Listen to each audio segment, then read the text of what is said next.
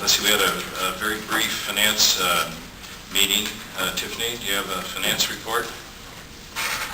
Let's see. I'm trying to think back a couple weeks now. I asked my fellow members on the committee. We talked about, I think, an audit that will be forthcoming. Thank you, Beth. And I don't have much more to add. Neil gave us a report on the Milwaukee status. So that's where we are. Any questions? CAT committee, Mr. Williams? CAT is meeting as we speak, so I have no report. Okay. Great. Move to the general manager's report. Mr. General Manager, prior to that, I will need to depart, and Rick Van Beveren will work through the agenda for me in my absence, and we'll move to the general manager's report. Mr. General Manager. Thank you, Mr. President, board members. Ridership, just over 8 million rides taken in August compared to 2008. That's about a 4.4% decline.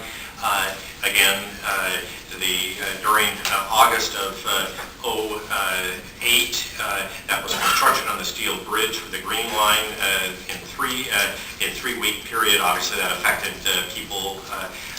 And also is reflected in probably a little bit higher rates of ridership than the economy would support. Overall, weekly system-wide trips on buses with MAX totaled 1.8 million trips in August, and overall, we are seeing again the continued effects of the economy on our ridership. Obviously, the opening of the Green Line, which occurred on September 12th, and thank you, members who were able to be there for that. On that first day, over 40,000 trips on Saturday were taken. That is a lot of trips, number one, but it also occurred really between 11:30 a.m. and later on that day, so they didn't even have a whole day. The ridership on the first full weekday on Monday was 17,800 trips. That is a strong number. We are expecting before the economic downturn, original projections would have said by the end of the first full year, and we're not, obviously this is day one rather than day 365, to be at about 25,000 rides. So again, very respectable levels of 17,800 trips taken on that, and we're just monitoring very closely. We do understand that by calls to various of our trip planning efforts and others, that a lot of people are still kind of feeling their way into how to make this line work for them. And our park and ride lots still have adequate space at each of them, so the opportunities does exist. We are obviously very excited about the celebration. And some of you signed that celebration banner. I know, Bob, you did, and it ultimately will be presented to Clackamas County as a part of their first light rail line. So I'd also like to be able to say a special thanks to all of the TriMet staff who made that opening possible. They seem to come off flawless, but it's only because there's an incredible amount of effort, and we really appreciate the community that had at each station on the Green Line on I-205 different ways to be able to celebrate, and that was very, very good.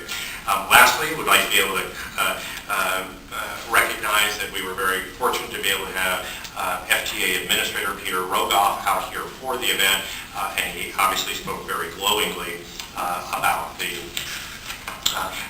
our service and our region, so that was nice to be able to see. Second, Board Member Williams was able to attend the ribbon cutting for our 4th Transit Police Precinct that opened on the Thursday before the opening of the Green Line, just 2 days before that. It's located at the first floor of the Clackamas Town Center parking garage. It really is a chance to be able to have the police presence, not just their ability to easily access the train platform, which they can, but it also just has the physically visible presence of police activity and police cars right there at the platform. We find that to be very, very important. This project was funded through federal stimulus dollars. That is actually taking the unbuilt out space. There were two spaces at the for potential retail activity at the base of the parking garage. This is taking one of those spaces and building it out to our needs for that police precinct, utilizing federal stimulus dollars. We've also used federal stimulus dollars. If you've been in the downtown core area, you've seen construction along both Morrison and Yamhill between 2nd and 11th, not on the track area, but nearby those intersections which had essentially deteriorated over many years since the opening of the line in 1986. Really allowed us to be able to repair those intersections. It also allowed us to be able to accomplish some improvements along Jefferson and Columbia for some of the buses that were going on those streets. So we're very pleased with that. Again, those are federal stimulus dollars employing people who would not otherwise be working or be about to be able to be laid off. This last Sunday was one of our busiest Sundays of the year. It always is with the Race for the Cure. We had max service to meet the ridership, and it had 29,000 more trips than the previous Sunday. So it gives you some sense of how many people utilize our service to be able to go ahead and make use of it to be able to get to that very large event. You've probably seen in the news that with the arrest of the potential, at least charged with terrorist activity and concern about whether or not that was an effort to be able to set off explosives on the New York subway, the Transportation Security Administration has advised all transit agencies, as well as, by the way, stadiums and hotels, to be particularly vigilant. We are, in fact, utilizing additional security checks with our K-9 units that are there for bomb detection, and that is randomly happening on our system.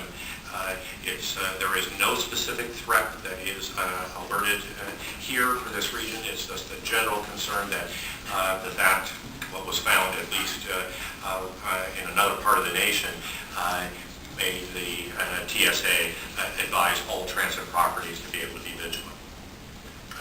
Each of you have in front of you a new agency fact sheet that talks about ridership and all. It's a handy guide just to give you kind of quick facts to be able to address questions that you might get when you're out there in the community. Also, you have a copy that has the new artwork that was developed as a part of the Green Line opening, and hope you will find that to be useful. Lastly, there are two things, pardon me. One is all board members are invited to awards, general manager awards that will occur next week on Tuesday. It's from 10 to 11:30 at our center garage. This is really a chance to be able to recognize our top performing employees throughout all ranks, and if there's a chance you can make it, we'd love to see you there. Lastly, just board schedule. Next meeting will be our regular board meeting, not a board briefing, but our regular board meeting on Wednesday, October 28th. And we'll be looking forward to seeing you then. Great, thanks, Fred. Correct. Sure.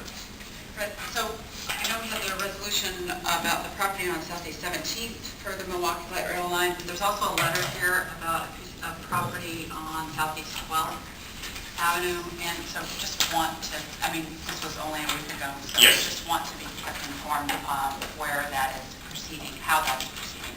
We will. That's typical. We end up having these types of discussions. The letter from the law firm on behalf of that property really says, let's get on with this now.